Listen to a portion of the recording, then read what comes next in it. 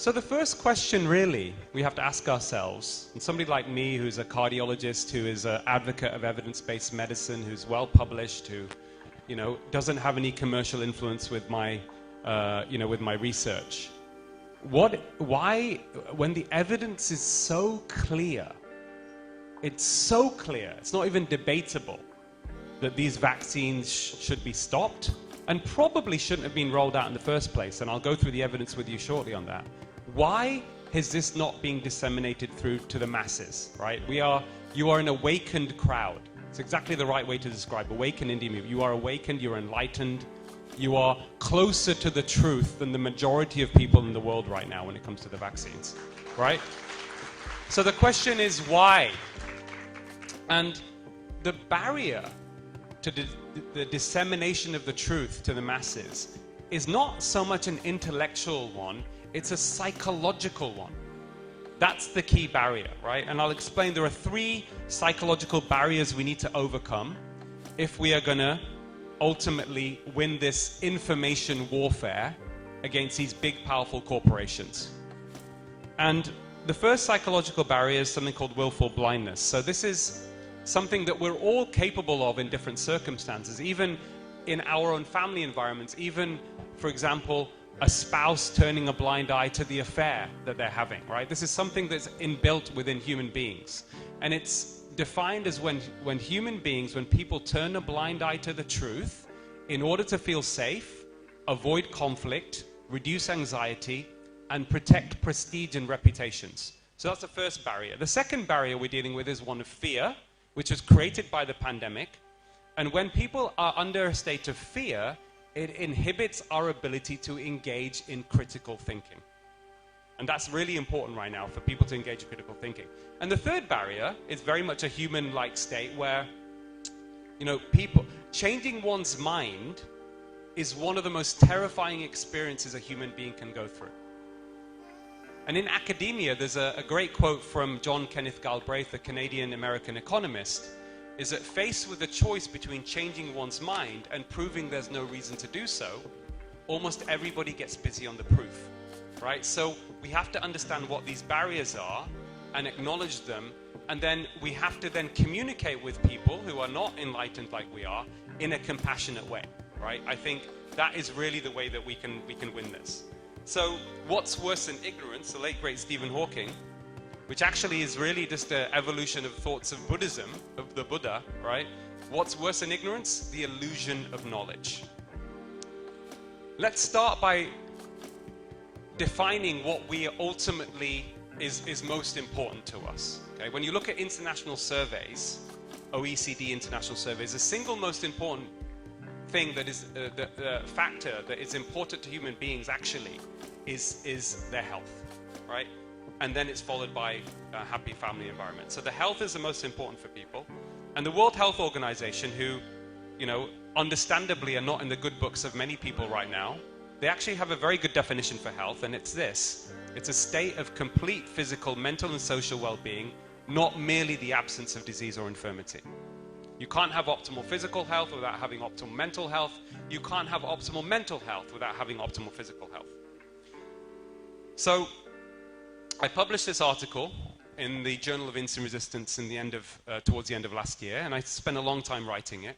And I wanted to really break down the data on the issues pertaining the Pfizer COVID mRNA vaccines initially, but also how we got it wrong, why we got it wrong, and what the solutions are moving forward. I didn't just identify the problem, I went into the root cause, right?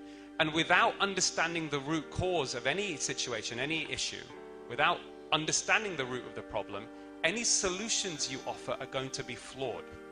So we have to go to the root of the root, the causes of the causes, which I'm going to take you through in the next half an hour or so. So let's start with something which I love, which is a very elegant, simple framework for teaching and practicing medicine. It's called the evidence-based medicine triad. And what we aim to do as doctors is improve our patient outcomes. What does that mean? Managing risks, treating illness, or, very important in a lot of what we do in medicine, is relieving suffering or improving quality of life. And we do using our clinical expertise, our experience, the best available evidence from research, and taking into consideration patient preferences and values.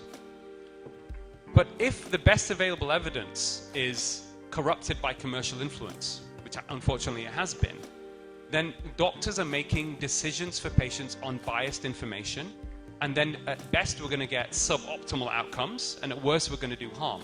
And unfortunately, the state of affairs even prior to the COVID pandemic suggested that evidence-based medicine has become an illusion, and it's become hijacked by very powerful commercial entities.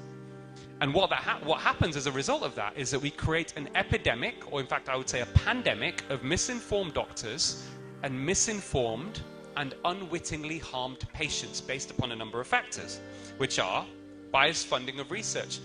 Research that's funded because it's likely to be profitable, not because it's beneficial to patients. Biased reporting in medical journals. Biased patient pamphlets, biased reporting in the media. That's a big, big factor for health misinformation. Commercial conflicts of interest, of course, defensive medicine, and last but not least, medical curricula that fail to teach doctors how to comprehend and then communicate health statistics. Without understanding the numbers involved, doctors, patients, and the public are vulnerable to exploitation of their hopes and fears by commercial and political interests. And we've seen that throughout the pandemic. Even the risk of COVID, I know in the lovely video that was shown earlier, there was a discussion about whether this was really a pandemic, what was the mortality rate. And I think that there is a point to be made there. Because one survey in America early on in the pandemic, of 50% of Americans thought their risk of being hospitalized with COVID, if they contracted it, was 50%.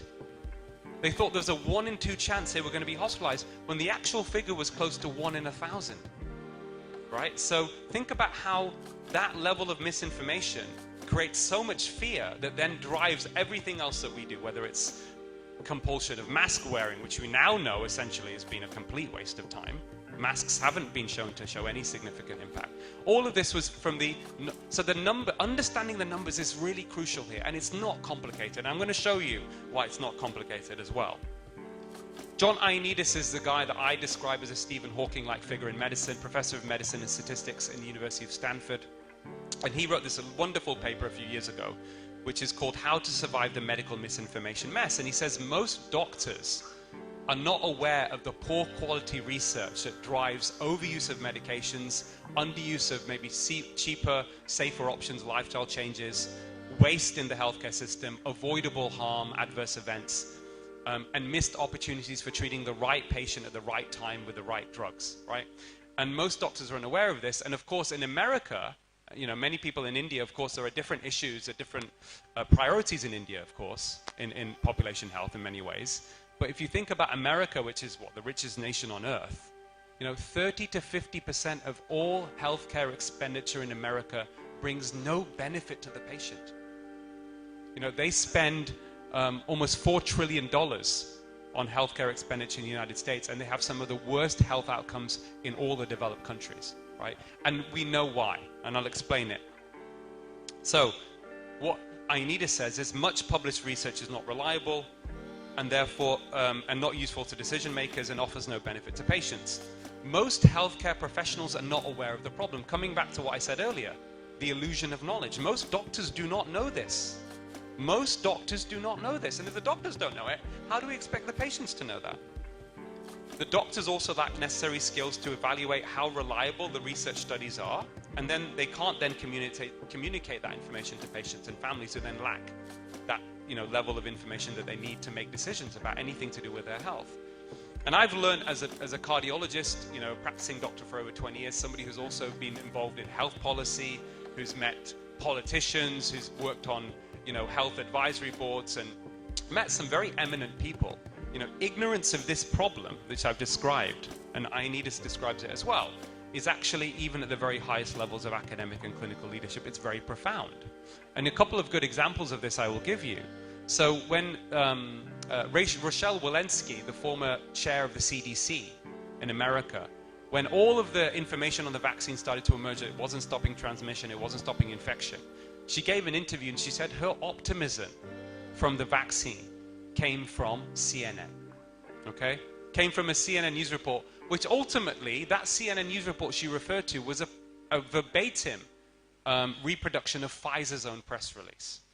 The chairman of the BMA who I know, Chan Nagpal, and I had conversations with him.